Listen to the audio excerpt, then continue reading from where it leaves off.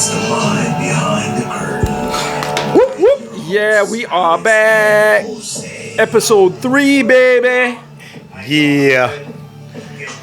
Get ready, people. Yes, get ready because we are going to get ready. No, we're already. I'm just going to cut that short. Yeah. And welcome back to another episode of The Mind Behind the Curtain. Yes, we're talking about, life after death or the afterlife, whatever you want to call it. Mm-hmm. This is part 3. Yes, and we're going to get it right into it, man. Yeah, so as you were saying, life after death, what would the concept be behind it if you are reincarnated and say you're not reincarnated here, but you're reincarnated in an ultra universe or a multi-universe of Earth? Like another version of Earth, another realm, another universe. Yeah. Because I mean, the theory of this planet, this exact planet, being mirrored, or duplicated. That's even over easier. 1,000 times throughout the universe or throughout the multiverse or whatever. It's a possibility, right? We would have to ask ourselves, what's the purpose? Why would there be multiple versions of ourselves? And what's the purpose of it? Like, why do we have to reincarnate ourselves over and over and over again? Or is it our same energy just going to a different body, a different place, different planet, whatever that looks like Earth, or maybe some alien form that we don't know about? Maybe we manifest into a star. Maybe we manifest into a planet. Or a gray. Or an alien, that's right.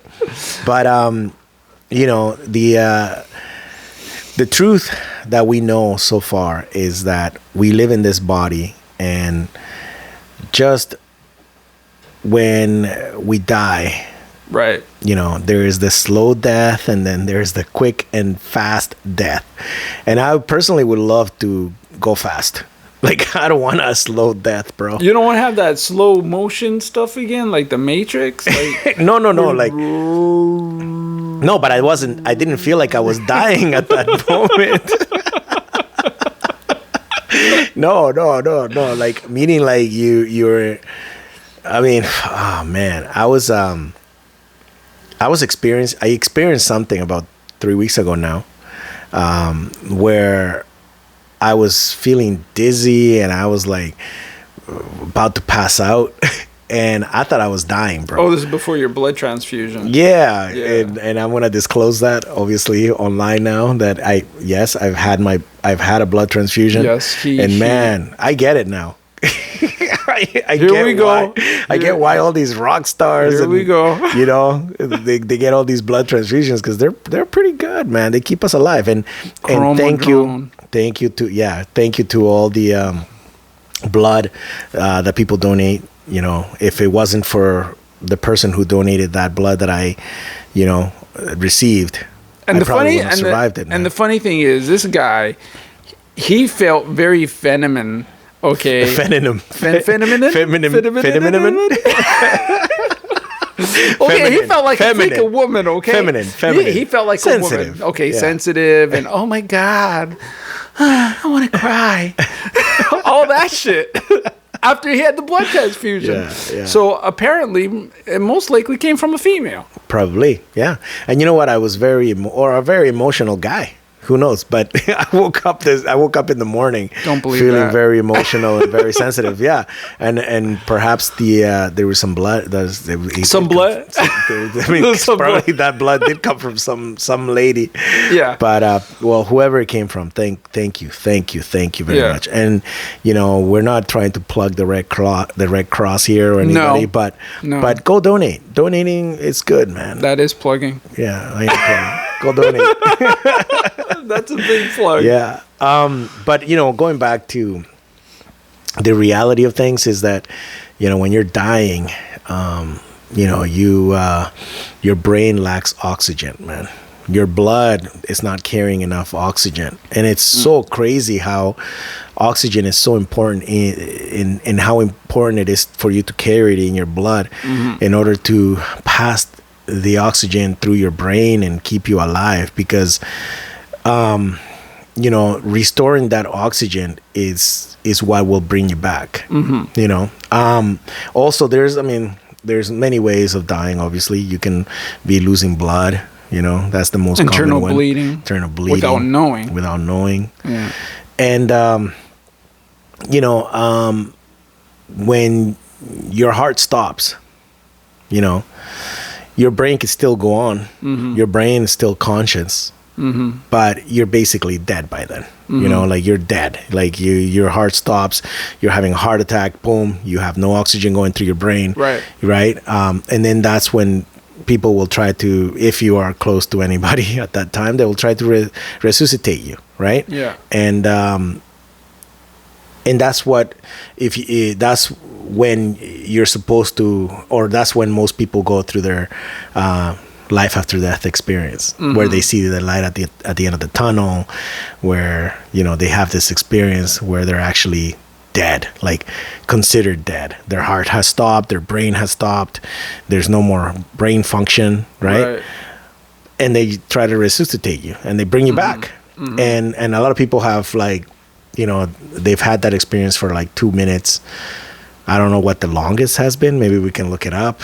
Let's see. But there's people that have passed away and were able to come back by somebody resuscitating them or bringing them back. Somebody brought them back after a few minutes or whatever. But in those few minutes, there was one, I think it was in Jamaica, a guy died and he came out back from his grave, dude.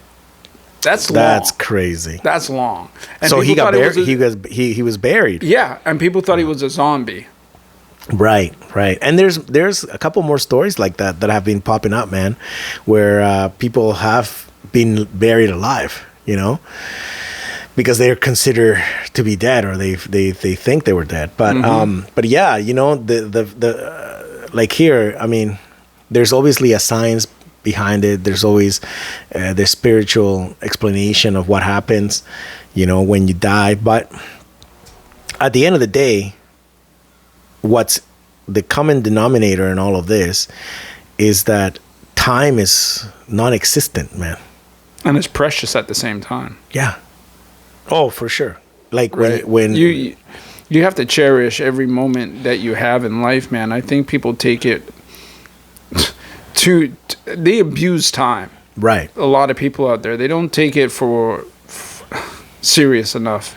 Because especially now, we were locked down and everything, and now people are going out for spring break. And I just look at the idiots right now down in Florida, shooting each other up, killing each other, doing stupid crap. It's happened all over the States. Yeah. I don't know why Canada is so different from them.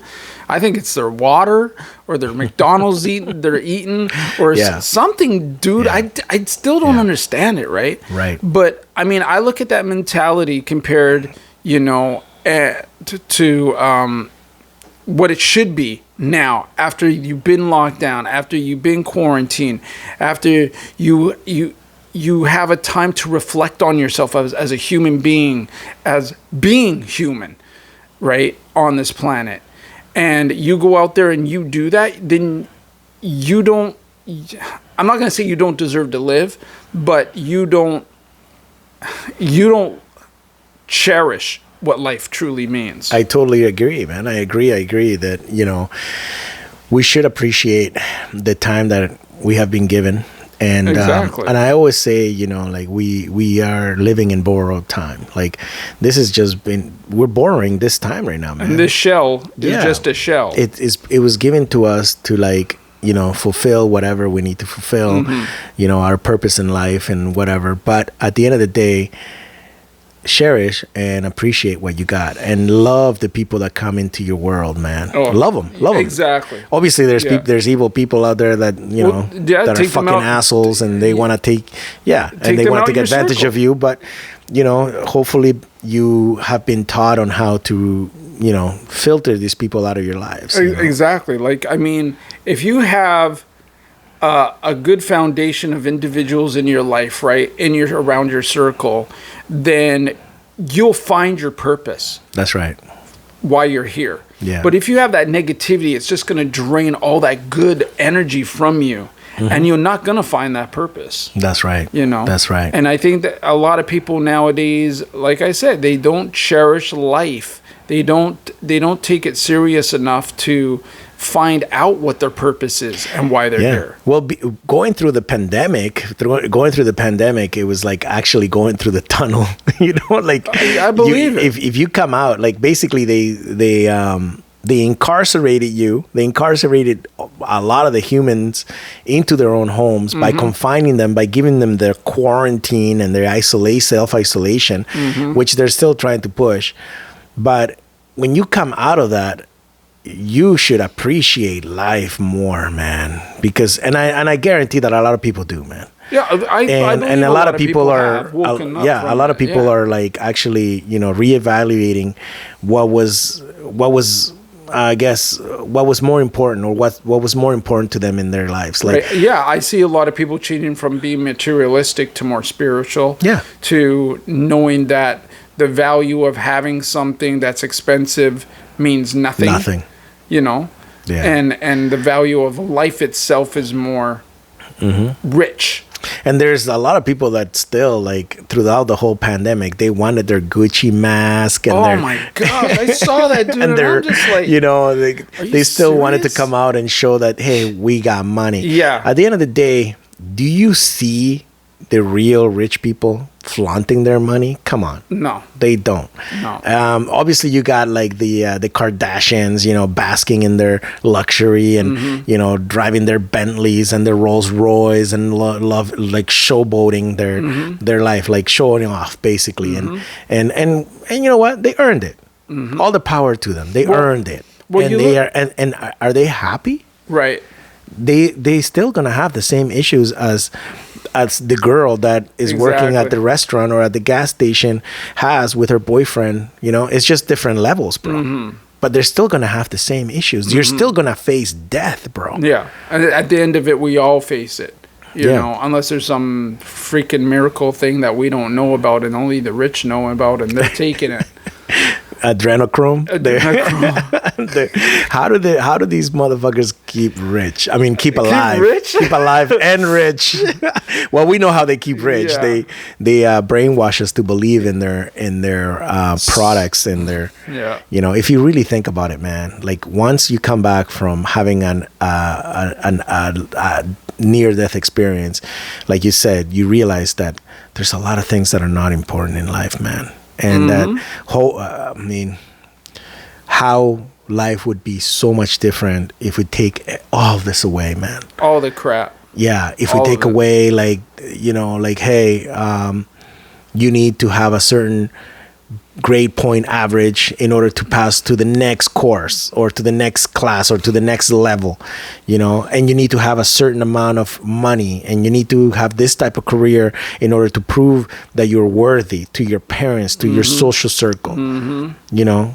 Yeah, it's to so be proud of you, to be going to the most expensive. expensive. No, I was gonna say expensive. I was gonna say something else, but exclusive. Exclusive. Well, it is kind of exclusive. Yeah, but university and stuff like that. That's where we're going. Yeah. And I'm just like, nah, you don't need that. No, man. You don't. No. Well, beyond your last goodbye, what would you consider to be one of the things that you would like to leave behind? A legacy. Yeah.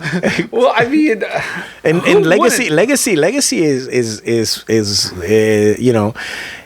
is what will keep your spirit alive, man. Like talking about your grandparents, talking about somebody that has moved on, that is gone beyond their last goodbye. is what keeps that person alive. Like I talk to my to my nephews and my niece, and I always throw in little stories about like my stepfather or just people that have passed away, like my grandmother, my mother's mother, right? And what she used to do and this and that. And at the same time, you're passing on stories about their character and their personality, right? Right. And in Mexico, we have a very and you can look it up, the Day of the Dead. We have a tradition of the Day of the Dead, which is a very popular tradition now in North America. But a lot of people, now they've kind of how can I say it? They commercialized it. Yeah, they bring in Halloween. Yeah. That's what they did. Because it's on November the 1st in Mexico. That's right. It's on Halloween's what? The 31st? Yeah. Come on, man. And basically what we do is in Mexico, we build an altar. And if you want Day of the Dead, you can put Day of the I'll just Dead put images. Mexican altar or You're you see. show So stuff. basically if you see, I think you have to type in altar. Yeah. So there's one right there. Day of the Dead.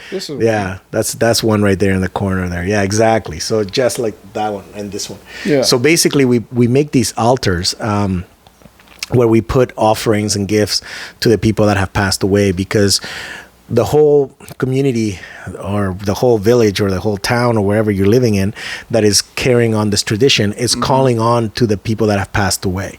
And so your relatives come into your house and they gravitate to this altar. And it's just like how, you leave cookies and milk for Santa Claus, right? We leave like offerings for the dead. And yeah, but that's different. Santa Claus doesn't exist. But the dead do exist. Yeah. Maybe the spirit of Santa Claus is real, but the whole Santa Claus coming down the chimney, a fat man. Well, sorry for all this kids. What I found out about Santa spoilers. Claus is bull. Anyways. So the tradition is that we call on to the spirits to come into your house, and and we pay our respect to them, and this is a tradition that we keep alive. And we put pictures of our great grandparents and stuff like that, and so the new generation comes around and looks at that altar and says, and it starts asking questions like, who is that and who is this and who, and then you bring on the stories and you talk about these people, and it's just a thing that we do to remember our loved ones that have passed away. Right. So in terms of that, we believe that they are living among us. Right. And there's the other thing about. Well, that's like Malaysia, how they take them out of their tombs or out of their casket. Exactly. And, and they brush them off and stuff. The same shit. Yeah. If you want to look up a picture of that. I have a video actually, I think. Yeah. And we'll end the this part of this episode with that. And the thing about, talking about other people that have passed away, there's two things that you have to consider. You pay your respect to them, and you talk about their stories and what they did while they were living. But at the same time, you also tell them to rest in peace, right? Because you don't always want to be bringing them up. Especially, you don't want to talk about them in a bad way. You don't want to bring up negative things about the people that have passed away, because you're not letting them rest in peace. That's where I believe the rest in peace phrase came from. That you have to allow them to rest in peace. And how you do that? By forgiving them for their mistakes and forgiving them for all their, their wrongdoing. Oh no, you can put in zombies, Malaysian zombies. Is that what it's called? Yeah, Malaysian zombies. Malaysian or zombie.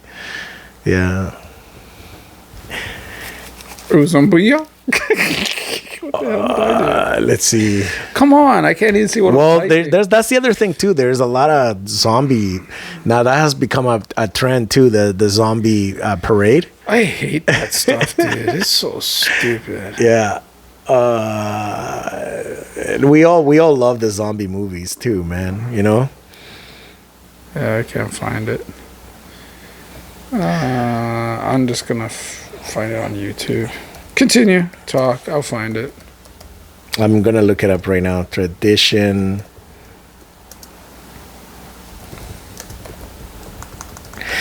Well, we don't want to bore you with silence here, and we're gonna look this up. Oh, there it is, right there, there. And the 4 Trojan death rituals that are out of the world. Maybe just go back and show the image. Yeah. There you go, right there. Yeah. So they take them out. They cut their hair. They brush them off, and they put clothes on them. Yeah, they groom them. They go all out.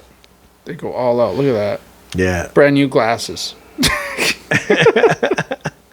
And that's part of their culture, part of their tradition, to keep these, to keep the memories of them alive, and to pay the respect. Yeah. Look at that. Look at the one before that. That's the monk, isn't it? Human who were preserved in time. 10 humans. I think this is one of the monks. Not that guy. Skip that. And we don't sponsor this guy, but I saw the commercial and I was like, oh, I need to get some of that soap, man. Really? Yeah. No, thanks. But yeah, anyway, to conclude this whole, segment of the afterlife. Okay. What the hell? Preserve. Where is? There's a message. There he is. There's a mummy. There's the monk I was talking about. Yeah, that's so cool, man. Yeah, and he's still in the state of meditation. 1955. Wow. Yeah, and it's baffling a lot of scientists because his body hasn't really discomposed that bad. I know. Like it's. But he's in that state of time stopping. Yeah, exactly. Basically, right? It's pretty crazy, man. It is. All right. Well, one of the things that we've learned from this: don't die. Don't die. No. Cherish life, y'all. Cherish life, man. Yeah, exactly. And try to love people as much as you can, man. Yeah. And show compassion, show your love, especially during these times, man. Yeah. And believe that there is something that is amazing waiting for you. Mm-hmm. After we leave this planet. On the other side. On the other side. All right. And that concludes this segment of The Mind Behind the Curtain. Please subscribe. And again, thumbs up. If you guys want to help out. Not your thumb up. No, their thumbs up. If you guys want to if you guys want to help, please, we're accepting donations now. Yeah, because we want to keep giving out content as much as possible on the regular, and with your donations, it completely helps us do what we love doing and what you love to watch. That's right. And if you do that, it helps both us. It helps me, helps him, helps you. Yeah, and like he said, it helps us maintain this podcast alive. Yeah, because we don't want it to go into the afterlife. No, we won't. There's no money in the afterlife. We need money in the life. You know what? I think he went somewhere. He came back and he's not telling us something that we I'm a hologram. So you can e-transfer us $1, $5, $10, whatever you can. Give it out. To themindbehindthecurtain @gmail.com. Okay. Woohoo. So that's the address. And we're gonna put it up on the screen next time. Next time we make something for it, and we'll put it underneath where you could actually see it under the YouTube video. That's right. Thank you very much for listening, and we'll be back. We's out. We are out.